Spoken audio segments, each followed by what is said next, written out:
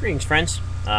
It's me, Wayman, and I'm on the crappy webcam, uploading slow to YouTube. So this video might be jerky, out of time, out of sync, but right now the internet's really slow, and I don't have time to spend making a awesome HD video.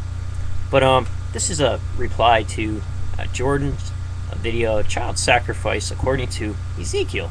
And I love these topics. I watched the video last night when I woke up. I'm working nights. And I thought about it through the night. And then I slept today.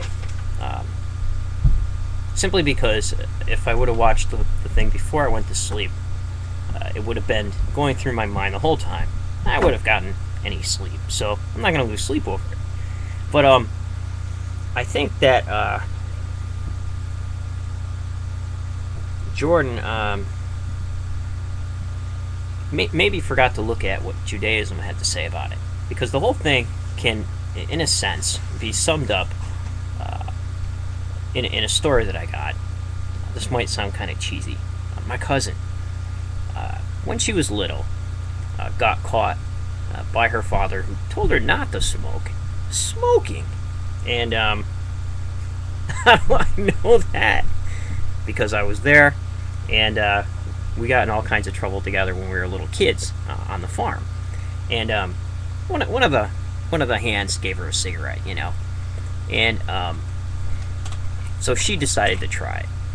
I knew that if I got caught smoking, I would, get a severe spanking. So I didn't do it, but I watched her do it.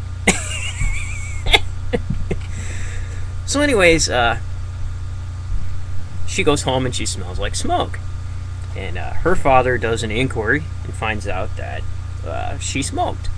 So her father goes and gets a whole carton of cigarettes and made her sit there and smoke as much as she could. It was a horrible experience for her. She threw up. But that was the last time I believe she smoked.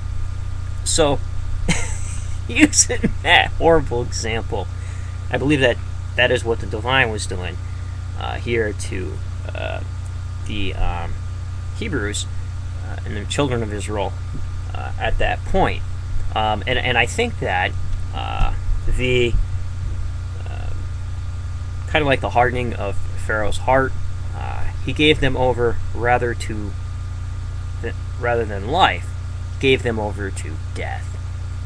And in Deuteronomy, there's both cursings and blessings.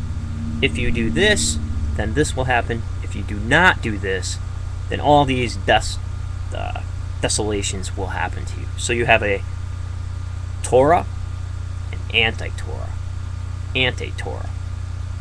So here you have Torah that will send you on your way towards life, or you will be given over to the anti-Torah on your way to destruction. And they were heaved full force into that. During the Babylonian captivity, everything they had, everything they known, was tossed into that, into the ideas of paganism. So in essence, I think that's the way it went. There's a really good book, Anchor Bible Commentary, Ezekiel 1-20.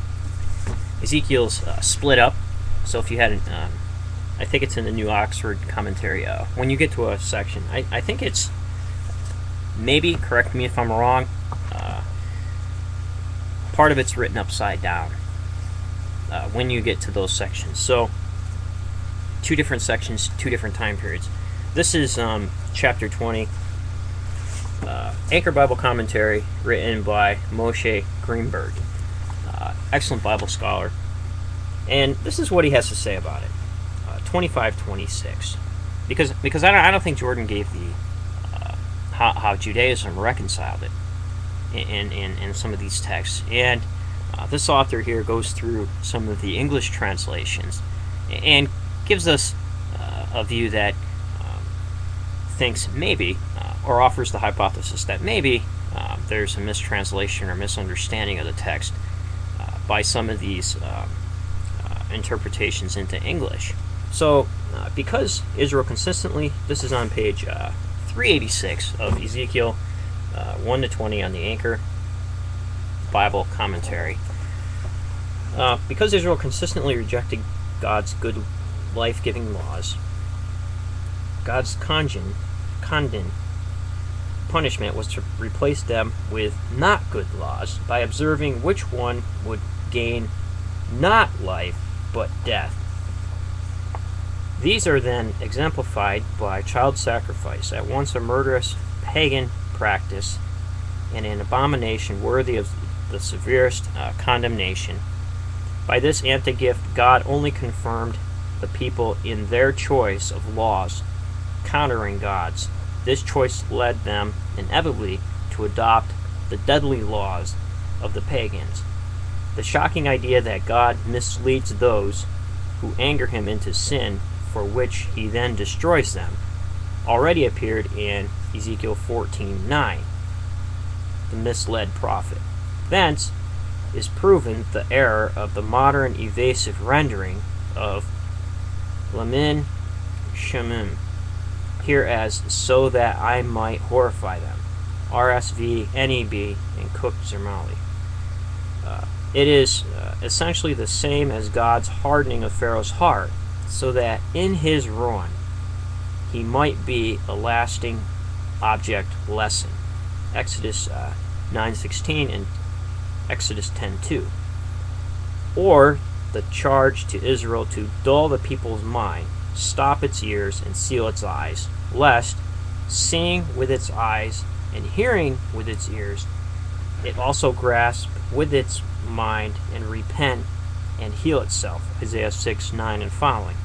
Or the complaint of Isaiah 63:17. Why, O Adonai, do you make us stray from your ways and harden our hearts not to fear you?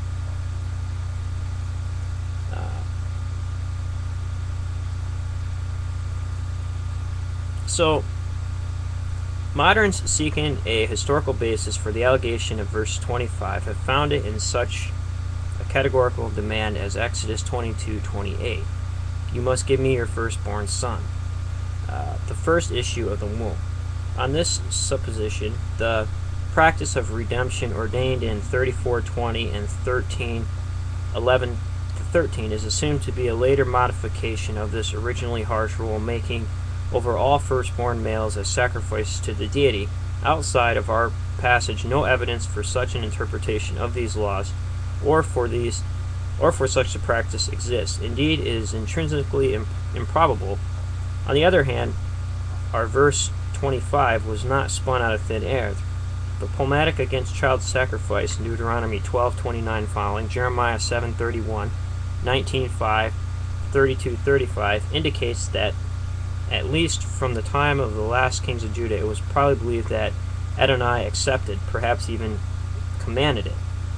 The above-mentioned laws declaring all firstborns males of the property of Adonai to be transferred to him signify their naturally dedicated status. Normally they were redeemed, but their particular fitness for sacrifice was a token of their extraordinary devotion in emergencies, appears to have been widely held.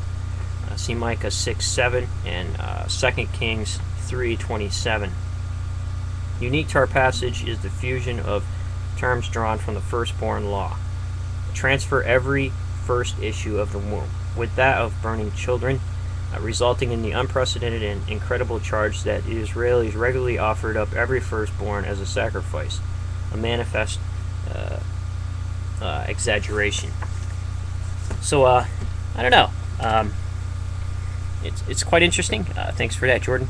Take care, friends. Remember, everybody's thinking alike, and somebody isn't thinking.